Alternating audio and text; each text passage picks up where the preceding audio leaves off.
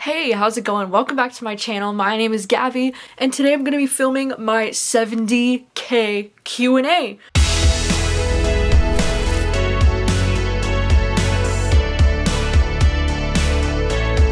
Which, first of all, first thing, I just wanted to say thank you so much for 70K. I swear every time I hit these different milestones, they're just milestones that I never thought I could reach on this channel, and I just wanted to say genuinely thank you from the bottom of my heart. Like, this is amazing. 70,000, that's incredible. And I don't know, I feel like ever since 50K, I've just kind of had this, milestone. Every 10,000 subscribers, I do a Q&A video, and I just thought, like, I don't know, I just think Q&A videos are just kind of simple and fun and cute and just a way for me to get to answer some things you might be curious about, whether they're book related, life related, just whatever goes. And so I asked for some questions over on my YouTube community post. I also asked for questions on Instagram. So I'm just going to be going over some different questions that I thought were interesting. I want to try to answer some questions that I haven't answered before in previous Q&As. That way I'm not being like super repetitive. So if there's something that you asked that you were curious about and it didn't get answered in this video, it's because I probably maybe already answered it in those previous videos.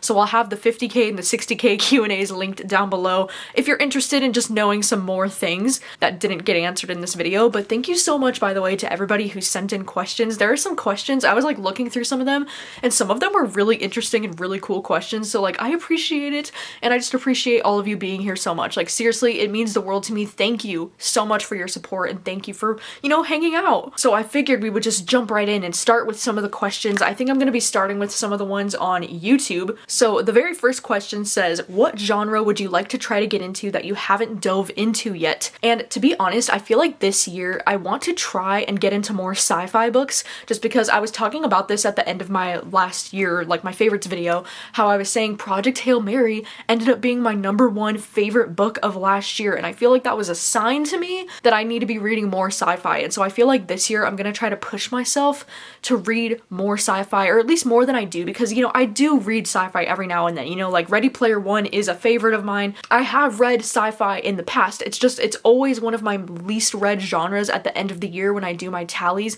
and so I would just like to make more of an effort to read more sci-fi this year. I think that's my goal. And the next question says, if you had to pick a horror book setting to be your life, what book would you pick and why? I can't say that I've ever read a horror novel and been like, I want to be in there, because in real life, I'm a scared ass bitch, okay? I know that I play it cool, on the internet, and I'm like, yeah, I love horror, which I do. I love horror in books, but like, horror is actually just so terrifying, and me in reality, I'm such a little scared ass bitch that I could not even possibly imagine myself being in the world of any horror novel. But I feel like if I had to pick any book for this answer, I think I would choose The Winter People, even though, God, this would be awful. Like, this would be so hard to be in this world, but wouldn't any horror book? I don't know, I'd rather it be this book than some creepy ass haunted house kind of book or some freaky ass clown book, so I guess this will be my answer. Another question says, which book universe would you most want to visit? And see, this is where the questions are kind of hard, because I feel like when people ask this, they're talking mostly about like fantasy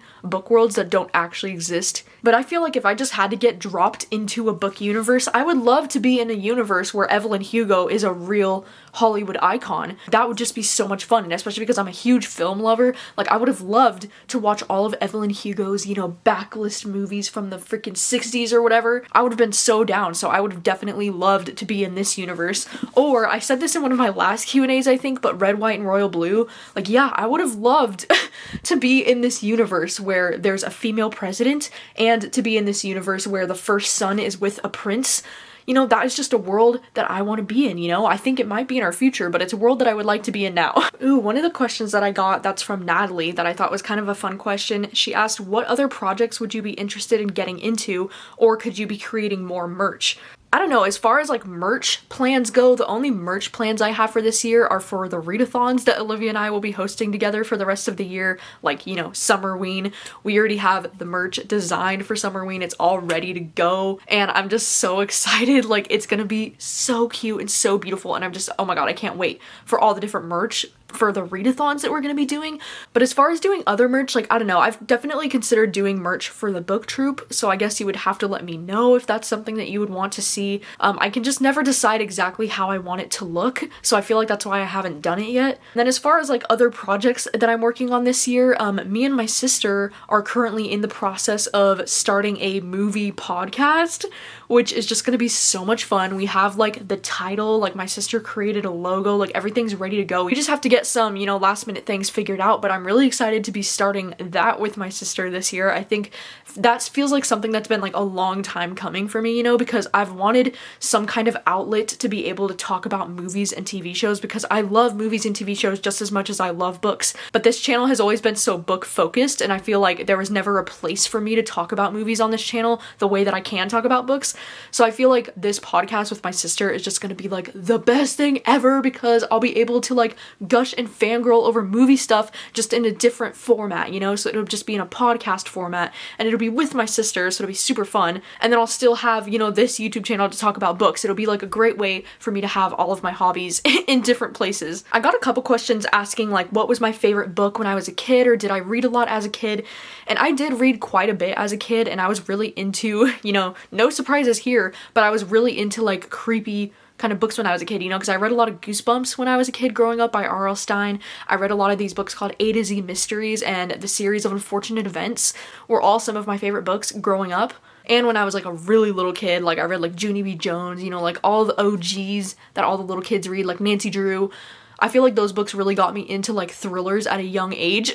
This question's kind of interesting. It says, what do you consider before DNFing a book? And honestly, like it's just entirely based on my mood and how I'm feeling about it and what, you know, what the book's giving. Because depending on the certain book, like if it's a book that I'm just reading just to read, like for me, like I'm not reading it for a video, I'm not reading it because I was sent a copy or anything like that. Like if I'm just reading it for fun, if I get about 50 pages in and I'm not feeling it, I will literally just like set it aside and act like it didn't happen, like out of my mind, gone, bye. But like I do understand that, like, yeah, if I'm reading a book that's specifically for a video that I'm making for you, or if there was a book that was sent to me by the publisher specifically for a review, then I will put in a little bit more of an effort before I DNF a book, but I still will DNF the book, because if I'm not enjoying it, then like what the heck is the point? And I don't know, I did get questions too that are like, do you ever feel guilty or like ashamed when you DNF a book that was sent to you by the publisher? And like I used to, I honestly, like, yeah, I used to, but at the same time, like you have to think like not every book is gonna be for every person, and just because I DNF a book doesn't necessarily mean that it's a bad thing for the publisher, because the only thing they want really is for you to be talking about it, right? Like they want you to be talking about the book on your social medias. That's why they sent it to you. So as long as you're reviewing it in some capacity, I don't think the publisher would be that mad about it. They want the publicity, you know, like they want you to be talking about it. Even if you DNF it, like somebody's probably gonna find that book interesting and want to pick it up. So I don't know, I just try to think of it in that way, like the whole reason they sent it to you is just because they want to get the word out there about that book, and they achieved that by me DNFing it regardless. I did get a question from Brooke, and she asked, how has it been doing YouTube full time? What does your schedule look like, and do you get lonely sometimes having an at-home job? And this has been something that I've just been trying to navigate, you know, over these last 2 months. If you didn't hear, in the month of December, I actually quit my pizza restaurant. I was an assistant manager at a pizza restaurant, and I ended up quitting my job, and now I'm just focusing on YouTube full time, which is like still a really scary thing for me to say out loud, just because YouTube is so, it's inconsistent sometimes, and that's what makes it so scary. But honestly, I've been loving doing YouTube full time so far. Like, so far it hasn't gotten to the point where I'm just like sick of it, which is something I was also worried about. I was like, if this becomes my entire focus and I'm putting all of my energy into this, I was afraid that I would get sick of it, and especially like during these last few months, because it's been winter months, so it's like I've been home a lot, and I like haven't really left the house because of snow or because of weather related reasons. So it has been a lot more time at home than I'm used to. And I will admit, some days it's hard, some days I just feel like I need to get out of the apartment or I'm gonna go insane. And some days, yeah, it does feel really lonely sometimes being at home all the time by myself. And I don't know, I'm still trying to figure out a routine, to be honest. I still have a really terrible sleep schedule where I'm like staying up super late and then waking up kind of, not early, but like early-ish. And it's just like, it's been hard trying to figure out my sleep schedule still, so that's still something I'm working on, and a gym schedule. I'm still trying to get myself on a regular gym schedule, and that's been hard, but I'm also, like, I'm starting to get it down now, like 2 months into this. But it's also just been really great. I don't know, I don't take a day of this for granted. I'm so appreciative for this lifestyle that I'm able to have right now. I don't know if this is going to be my forever, you know, lifestyle choice, but right now it's working for me, and I'm really excited about it. I got a question that says, which book has made you feel the most feeling ever? And I feel like that's gotta be either one of two books. It has to be either It Ends With Us or A Little Life, and I only say It Ends With Us because I read this book as an arc, like back in the day, and so I was not spoiled for any little aspect of this book, and so I felt like I was feeling this shit as Lily was going through it in this book. And this book, there were some things in this book that completely took me by surprise that I was not expecting this book to even be about, and it just hurt me. Like, this book seriously hurt me so much. It was on my mind all day. I was sobbing while I was reading this book. Like, it just made me feel the full range of things, and that's why it's always going to be one of my all-time favorites. But I would also say A Little Life, and not only for the reasons you might think, because obviously, like, A Little Life is one of the saddest books of all time, and everybody just talks about how this is torture porn, and you know, I get it. Yeah, it is really fucking sad, almost unnecessarily sad. But not only that, but because I read this book for the first time the week that we had to put my dog down. So, you know, just to make things even harder on myself, I mean, I didn't know that, obviously, when I was starting this book. I didn't know that that's how that week was gonna go. But this book is sad to me for a number of reasons. Like, it was just a really fucking hard week in my life, and so I associate all of those memories with this book as well, and it's just tough. I also did get a question on either Instagram or YouTube, but somebody asked me if I would ever reread this book and do a reading vlog for it, and the answer to that is, I don't know. Definitely not anytime soon, because I don't think I'm in a mental state where I can handle something like this anytime soon, probably not this year, but I'm not gonna, like, you know, completely write off that idea for the future, because I do think there might be a point in time where I want to return to this book and read it again and see if it impacts me the same way as it did the first time, but as of right now, no thanks, I'm good. I did get a question, and I did get a number of questions about this, about like, do you want to still write a book, or are you currently writing a book, or if you were to write a book, what genre would you write, and questions like this, and I feel like I answer this in every Q&A, but I still feel like I don't even have a solid answer for this. Yes, I would still like to write a book one day. Am I currently working on one? No, because I can't figure out which genre I'd want to write, you know, and for the longest time ever, I thought that I would want to write romance books, you know, because that was just what I felt like I needed to do, but ever since getting really into horror books, I feel like, I don't know, like, I feel like I kind of would want to write more horror as opposed to romance, and because especially as someone who's A, never been in a relationship, and B, is asexual, I just feel like I don't really have the experience or desire to write romance books anymore, and so, I don't know, I feel like I do want to write, like, horror or thriller, but at the same time, like, I don't know if I have enough ideas, or any ideas really at all, for that kind of genre, but I feel like as I'm familiarizing myself with more and more horror books, maybe it could spark an idea.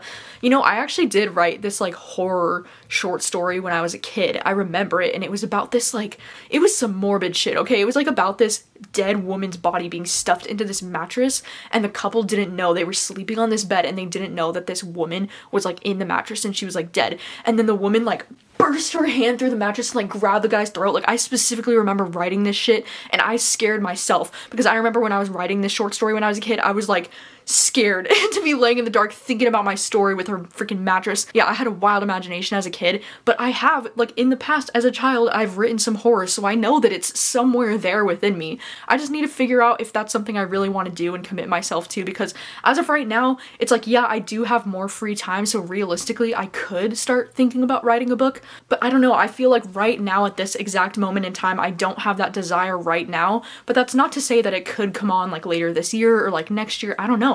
But I would still like to write a book, it's just not in my immediate future plans. This one question says, you have said that you don't very much enjoy thrillers told from the detective's point of view. I'm curious what exactly it is that you dislike about such books. The detective point of view in a thriller is just so boring, which is weird, you know, because usually in TV shows and movies, I actually really like a detective's point of view, especially if the detective is a very interesting character, like, cough, Prisoners. Detective Loki is one of my favorite characters to ever exist, so it's kind of strange, but for some reason reason in books, it's just so boring. I feel like in thrillers, it's always the case where I'd rather be following, you know, the group of people where the crime, or like whatever the crime that the detective is investigating, I'd rather read from the point of view of the people that are involved in the crime, or like the family members of somebody who's gone missing or something like that. Like, I want to be more personally involved.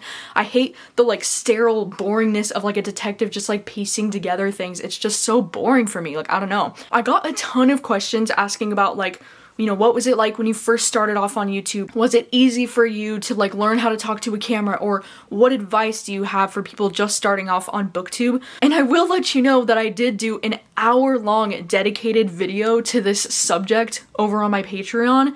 It is available on my Wildest Dreams tier, so I will have it linked down below if you want to check it out, because like literally I go over all of those questions in great detail. Like, the video's over an hour long. But I will just let you know that, at least for me, YouTube was not like an overnight success kind of situation. Like, for my first 2 years on YouTube, I literally saw barely any growth. Like, nothing was happening. And it took a long time for my channel to, you know, start growing and gaining momentum, which is something that I'm super appreciative of. But for those of you who might be like struggling with growing your channel, just know that it doesn't happen overnight for everyone. I know for some people it does, and like great for them, but for most people it doesn't happen overnight. Like, most people, this is something that you work for years. And I know there's a lot of luck involved too, because it's not something that happens for everyone, but I would just say the most important thing about being on YouTube is being yourself. And I know that's so freaking cheesy, but literally, like, if you be yourself and you just be your true authentic self and just allow yourself to be yourself on camera, because I know sometimes on camera people can get really awkward and clammy, which is definitely how I was when I was first starting out. You just have to start talking to the camera like it's your best friend, which is not something that comes naturally, you know. That's a very weird thing. Like, you have to get used to it, you have to practice, you know. And that's why I feel like my first 2 years were such a struggle on YouTube, because I was so awkward on camera at the beginning. Like, that's definitely something that comes over time. Like, you just have to start doing it all the time, and it'll eventually become more natural for you. You just gotta be you, because nobody else is you on the internet, you know. And I know that's so cheesy and it's so cliche, but it's the fucking truth. You're the only person that is like you. There is a place on the internet for you, because there's nobody like you. Somebody asked, do you ever look at book awards at all, like the Booker Prize or the Nobel Prize? And the answer to that is no, not really. I don't really care, to be honest. I don't know if I should, but I don't. It's weird that I care so much about movie awards, like the Oscars and the Golden Globes and all that, but I don't give a shit about book awards. Like, I don't know what that says about me. I care about the Goodreads Choice Awards. I don't know if that makes me trashy, but but they're fun. Like, I don't know, I like the Goodreads Choice Awards. Even though they're rigged and they're kind of stupid and it's all a popularity contest, but it's kind of just, it's fun, you know? Ooh, I did get a question that says, can you tell us about your guitar journey? Like, how long you've been playing and your favorite songs to play and how often you practice. I started playing guitar when I was like 13 or 14 years old, and I originally, like, I went to a actual like music shop and I started taking guitar lessons with this dude. But then I hated the guitar lessons because it was literally like this teenage boy just like showing off the whole time. Like, he wasn't actually teaching me anything, and I was getting very frustrated. And so I ended up saying, fuck that, I'm not doing these lessons anymore. And then I just went home and taught myself guitar. I taught myself because I had some experience with band. I used to play saxophone when I was in middle school. 5th, 6th, 7th, and 8th grade I played saxophone. So I had some like music reading history, you know, like that was something I learned how to do in school. So then I knew how to read music, so I just ended up learning guitar, even though guitar is different from saxophone, but it was like a similar concept, you know. Like, I just ended up teaching myself the chords at home. I used websites like Ultimate Guitar, which Ultimate Guitar is like the best website for learning chords of songs. And when I was first starting out playing guitar, around 2010, when the song Fireflies came out, I started playing that one all the time on guitar. Like, that was my favorite. And also American Girl by Tom Petty. Like, those were my go-to songs when I was first learning guitar. And also Taylor Swift songs are fairly easy to learn and play on guitar because she uses a lot of the similar chords in different songs. But yeah, I mean, it took a lot of practice. It took a lot of, you know, your fingers will bleed the first like times that you're learning guitar, just because it's so hard to learn how to press your fingers into those freaking chords.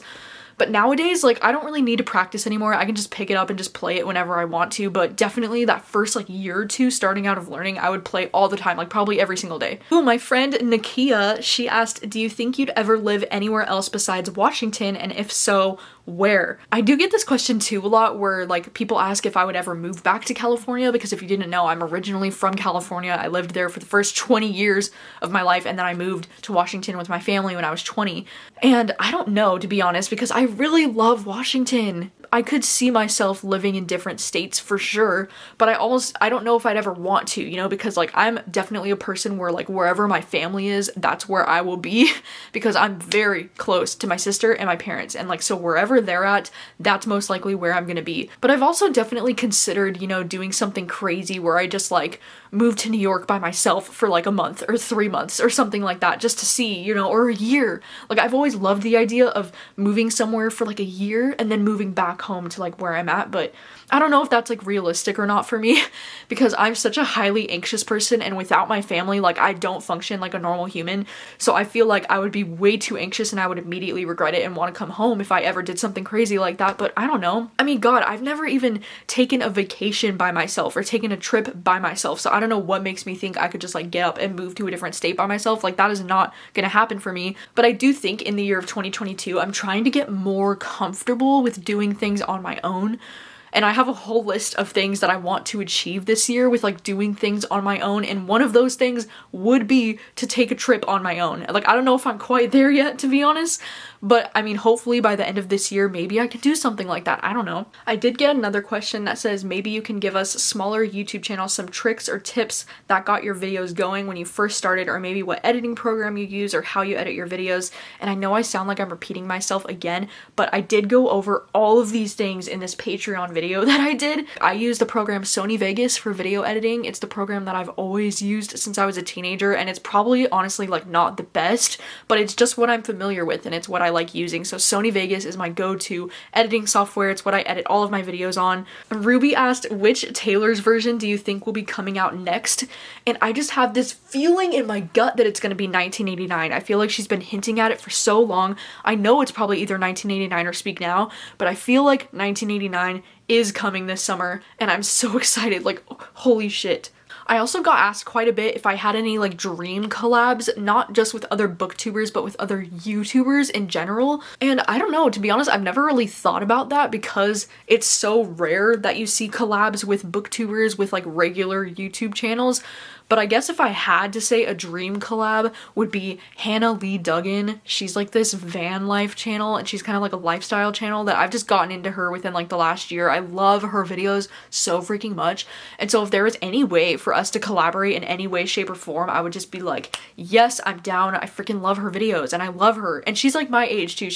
I'm pretty sure she's also like 26 or 27. So it's just kind of cool, you know, watching somebody that's my age doing this awesome stuff. And her videos are just so inspiring. Like nothing makes me want to like drop everything and buy a van and just travel the world like watching Hannah's videos. So I would love to collaborate with her in some way, shape, or form. But then also, like, this is a stretch, but Emma Chamberlain, freaking love Emma Chamberlain, okay? Like I freaking love her videos. I love her editing style. I was actually considering doing a video that's kind of like, not like reading books recommended from Emma Chamberlain, but then doing some kind of video like that still involves books, but then editing the video the way Emma Chamberlain edits her videos, because I really want to like push myself to try something different. And I'm just so inspired by the way that she's editing her videos now. I love her editing style. It's just so like nostalgic, but fun and like different. And I don't know, I just really love it. So that's an idea. Now I'm moving over to Instagram questions. My friend Hani asked favorite horror trope.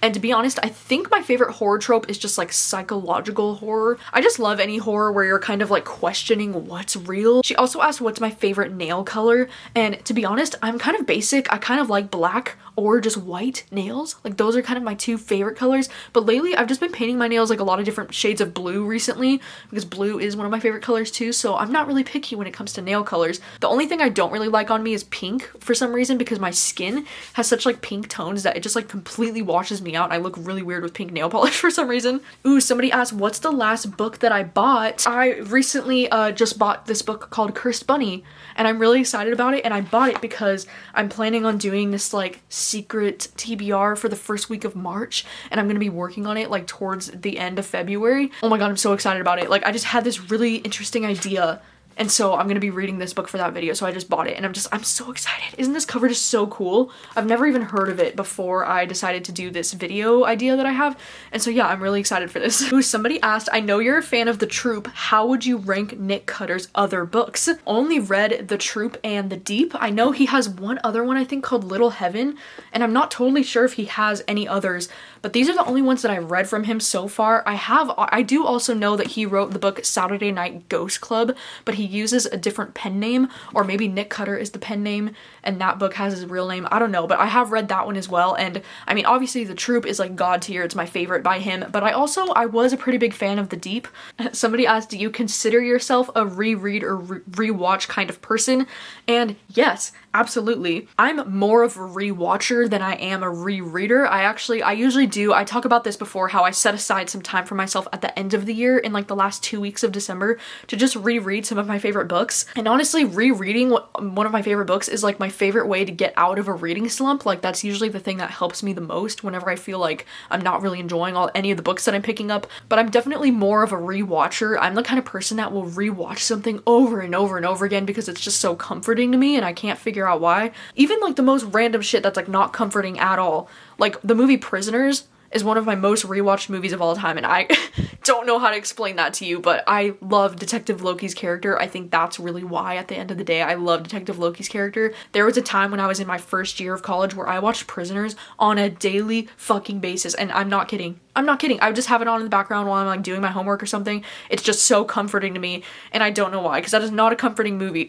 But yeah, I will rewatch the hell out of my favorite movies and TV shows. There's just something so comforting about rewatching something. I can't even tell you how many times I've rewatched Breaking Bad, like my favorite TV show of all time. I've rewatched the whole series probably like 4 times now. I got this question, do you wish to travel to another country? I'm from Brazil and would love to have you here. That's so sweet. I would love to travel to another country, but this goddamn panini is just ruining everything, you know? But I don't know, I mean, I've never traveled to another country, not even to Canada, and I live about 30 minutes from Canada, which is just embarrassing. I actually, like, yeah, I would love to go to Brazil. I would love to check out Canada. Canada's probably like a realistic goal for me to go to because, you know, it's close, I could drive there. I would also love to go to like Australia, you know, like Australia is like one of those things that I've always wanted to go to, Australia, or even like New Zealand. And most recently, I would love to go to South Korea. I've been getting so obsessed with all of these different Korean TV shows and movies, and I would love to see South Korea, or even Japan, like Tokyo. I would love to go to Tokyo. Ooh, cute. I got this question that says, if you could have your own dog, what breed would you choose? Love the idea of just like a cute little shaggy like mutt dog that's like a mix of things, you know? I don't really know, to be honest. Like, I don't know if I would ever get my own dog, especially if I was still currently living with Rachel and Obed, and at this point in time, like, I don't have any plans to move out and live on my own. Having Tank here is enough, you know? Like, I feel like I'm Tank's aunt, and I'm lucky enough that I get to live with him and see him every day. Somebody asked, did you go to college, and if so, where and what did you major in? My guess is English Lit. Well, you're not totally wrong there, because yes, I did go to college. I went to Western in the state of Washington, but I ended up dropping out in my 3rd year. But my major was creative writing, so it was under the English umbrella. I also got some questions that are like, where do you see yourself in 10 years, or can you visualize your 30s? You know, because I just recently turned 27, and to be honest, no, I can't even picture myself in my 30s. I try not to be honest. I don't really like to think of my life in a 10-year timeline like that, because it honestly just kind of stresses me out and makes me feel like I'm putting way too much pressure on myself to make decisions about my future that I don't want to make. But also, like, I don't know, I kind of like the idea of just taking life 1 year at a time. Like, I am only really thinking about this year and a little bit about next year, and further than that, I really don't think about it very often. I thought this was sweet though. Somebody did ask, do you have any life advice for women who are in their early 20s? And I would just say, do not let society pressure you to do anything that you don't want to do. If you don't want to go to college and you're a woman in her early 20s, don't go to college. Like, you can have a career and do things without school. If you are in a relationship and you're feeling pressure to like get married or to have babies by the time you're 25, like, I definitely know, like, in this area right here where I currently live, it's kind of like a small town vibe and everybody's married by the age of 25. If you feel like you don't want to do that, don't let society pressure you into doing things, because I know I definitely felt that immense pressure in my early 20s to, you know, figure shit out. I think there's so much pressure on people who are in their 20s to try and figure your life out, you know, because this is supposed to be like the experimental age. Like the 20s is just when you can kind of like make mistakes and figure shit out, you know? But if you're not feeling like you're ready for certain things that society tells you you should be ready for, I would just say not to let that get to you, to just choose your own path. You know, like if you don't want to get married, you don't need to get married. If you don't want to have kids, you don't have to have kids. And don't let like society or your family or whatever is like making you think that you have to do these certain things in your life. Like don't let that cloud your vision. You have your own path and you're your own person and you can make those decisions for yourself. I like this one question. They said, if you had to get someone to start reading, what book would you recommend? And honestly, Evelyn Hugo is the book that I recommend to anyone, everywhere, all the time. Like if you're considering getting into reading or if you're trying to get one of your friends into reading, I feel like this book is so universal that this book would make anyone interested in reading. Like this is a book that I gave to my mom to read when she was first wanting to get into books, and ever since then she's become more of an avid reader, you know? Like this book just inspires something in me and in people, it seems. Like it's just such a beautiful ass story, and it also has the like surprising kind of twisty elements to it if you're also looking for a story that will keep you interested, will keep you intrigued. Ooh, somebody asked, apart from Queen Tay, what other artists do you listen to? And oh my gosh, there are so many artists that I love. I mean, immediately the ones that come to mind that I listen to very often is Doja Cat and Lord Huron. I know those are two very different vibes, but those two ended up being in my top artists of last year, and it's for a reason, because I freaking love them. I also love Casey Musgraves, I love St. John, I love Coldplay, I love Vance Joy is my freaking king, I love The Weeknd, I love this band Canons. Oh my god, I've recently gotten really obsessed with this band Canons. They're freaking fantastic. Their vibe is like everything. I also really love Ali and AJ. I feel like Ali and AJ has made such a big comeback recently in these last few years, because I loved Ali and AJ growing up. Like growing up, they were one of my favorites, and now it's so cool that as an adult, they're also one of my favorites again. Like their last album was so freaking good. I also love bands like Young the Giant, The Neighborhood. The band Coin is actually like super underrated. I love Coin. I'm actually doing this really fun thing on my Patreon now where I'm doing like monthly playlists that I post over my Patreon, and it's been so much fun. It's like almost encouraging me too to check out more music, and so I'm listening to more music than I ever have before, because I want to have these perfect cool monthly playlists where I discover a bunch of new music and then recommend it to you on Patreon. It's been so much fun. I got this question too that says, what's some videos you want to do an updated version on? And this is something I've actually been thinking a lot about recently, because way back when I was first starting my channel almost, I did this video that was like my favorite book quotes of all time, and I kind of like, I was always like about the way that that video turned out, because I didn't think it turned out very great, and I feel like I have so many ideas for how I could make it really cool and really aesthetically pleasing if I did that now. So that's definitely one that I have in mind that I want to redo. And also I've gotten a ton of requests to make a new updated annotating books kind of video. My style hasn't changed too much with how I annotate books, but I just feel like I could film that video in a more interesting and more aesthetically pleasing way than I did. So I feel like that's also something that I would like to do an updated version on, maybe very soon. I did get a couple different questions that were asking like, am I actively looking for a significant other right now? And the answers to that would be no. I'm not the kind of person who would actively seek out a relationship. Like, you know, if something happens in my life, then something happens. And if I meet the right person, like maybe one day, but at the same time, like I don't feel like that's something that I need in my life. I don't feel like that's something that's missing from my life. Somebody even asked, are you crushing on any of your friends right now? And the answer is no, because all of my friends, or most of my friends, are currently either in relationships or they're all engaged. And so like no, but you know who I am crushing on is Park Solomon. He's the actor from All of Us Are Dead. I can't. He's so beautiful, and I literally want to rewatch that show because I love him. I love him. Somebody also asked, what is one actor or actress that you would like to meet? And besides Park Solomon, I would love to meet Rachel McAdams. Rachel McAdams is like my freaking queen. And also Saoirse Ronan. She's another one of my favorite actresses that I would just absolutely die to meet. Ooh, somebody asked for my most anticipated movie of the year. It's kind of a toss-up, to be honest. I have so many movies that I'm looking forward to this year, but some of my top most anticipated movies are The Black Phone. I'm also really excited for the new Doctor Strange movie. That's like the next movie in the Marvel universe. I'm also so excited for the Lightyear animated movie. Like, I'm so excited for that. Like, I am just I'm gonna die. It's just gonna be so cute. Ooh, somebody asked, is there going to be a readathon before Summerween? I can't disclose that information to you yet, but all I can say is stay tuned. Ooh, I did get this question. If you decided to write your own book, what book tropes would you use? And I've actually thought about this a lot because I do think if I were to ever write a romance, I would have to write either A, a forbidden romance, because that is the most intriguing thing to me, or B, kind of like a hate to love, like enemies to lovers vibes kind of romance, because those are the only romances that I am super interested in reading most of the time. So it would make sense for me to write those tropes. But then as far as horror goes, like, I don't know. Like, that's the part that I struggle with the most, is I don't know what kind of tropes I would like to use in my horror book. I know it would probably be more on the like psychological side of things than, you know, it wouldn't be anything kind of like slasher vibes or anything like that, because I'm not super interested in that, but it would probably be some kind of like psychological, you know, maybe like paranormal, like that kind of energy if I ever were to write a horror book. Ooh, I like this question. Somebody asked, most emotional song that you listen to, one by Taylor and one not by Taylor. I actually have an entire Spotify playlist called In My Feelings that are like the songs that make me the most emotional as a human, so I can link it down below if you're curious. But I do think the Taylor Swift song that makes me the most emotional is either The Archer, because I just relate to it so much and it really like brings out some emotions in me, or Marjorie. I actually lost my great aunt the same week that song came out, so it just really hits me different. My number one answer for this would probably honestly be Landslide by Fleetwood Mac. That is a song that I can barely like ever listen to it without crying. Like, it's such a goddamn beautiful song. Somebody did ask a really interesting question, because they asked what are my top 5 favorite Taylor Swift songs and what are my top 5 least favorite Taylor Swift songs. And I thought that was really interesting because I always talk about my favorites, but I never talk about my least favorites.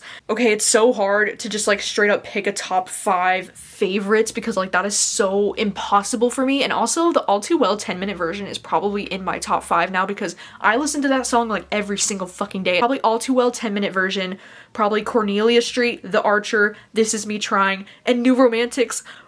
And Delicate. Oh my god, Delicate. But my top 5 least favorite, I would say Closure, which this song is my least favorite Taylor Swift song that I've ever heard. I couldn't even finish it when I first heard this album because I didn't like the song at all. I hate it. It gives me a headache listening to this song. And then This Is Why We Can't Have Nice Things. Like, I'm sorry, I know it's a fun song, but I just don't like it very much. It's just like, it's always a skip for me. And then That's How You Get the Girl, or How You Get the Girl, the one on 1989. I'm not a fan of it. It's kind of cheesy. I don't like it. And then Me, which is on Lover, I'm just not a huge fan of Me. It's just kind of, I don't know, it sounds very childish, you know, very immature to me. It's not my vibe. I don't listen to it very much. And then the last song is I Wish You Would, which is another one that's on 1989, which like, ooh, I'm sorry. But I Wish You Would, I just don't like the flow of that song. I hate how it's like, I wish you would come back, wish I never hung up the phone like I did. It's like, flow of it is so like stilted and like awkward for me. Oh my gosh. Okay, to end it, I want to end it on this really cute question that I got from Becca. She said, if you could star in a book to movie adaptation, which would it be? And it can be one that's already been done. Oh my gosh, I've never thought of this before. Like, if I were to star in a movie of one of my favorite books, what would it be? Okay, I'm sorry, this is so basic and so predictable of me, but if they ever made a fangirl movie adaptation, you bet your ass I would want to be Kath so badly. And, you know, of course, Loveless. If they ever turn this into a movie, I would absolutely love to play Georgia. But, you know, to not be so boring and so predictable with my answers, I think I would love to do like the X Talk. You know, if I had to pick like a romance book, if they were like adapting it and they were like, hey, do you want to play the lead? Not that anybody would ever ask me that, but, you know, just for fun. Like, you know, I would love to be in an adaptation of the X Talk. Like, that would be so cool. I would love to do the whole like radio thing. Ooh, like just another thought, if they ever made A History of Wild Places into an adaptation, I would have loved to play either like the main girl in this story or her sister. 2 very interesting female characters in this book that I would love to be a part of that. Like, that would be so cool. But, you know, knowing me and my face, they'd take one look at me and they'd be like, you can't even pass as like a 20-year-old, let alone however old these characters are. Like, I'd get cast as a fucking teenager probably because I look so baby-faced. That's why realistically, I think I could still pull off playing Kath, you know, because she's in her first year of college and I very much give off youthful vibes from what I hear. thank you so freaking much for 70,000. I can't even believe, like, that number doesn't even process in my brain. Thank you, that's incredible. And also thank you so much to everybody who submitted questions. I'm so sorry if I didn't get to yours. I feel like this video is insanely long as it is, and I try to answer as many as I could. But again, if there's any burning questions you have, you could always leave them down below in the comments, and I'll try to answer some if I can, if there's anything you're just dying to know. But also, I will leave down below links for my other Q&As that I've done where I might have answered some of those other questions you might be curious about. And yeah, thank you so much for watching. Thanks for hanging out. I appreciate you being here so much. And I will see you very soon with another video. Bye.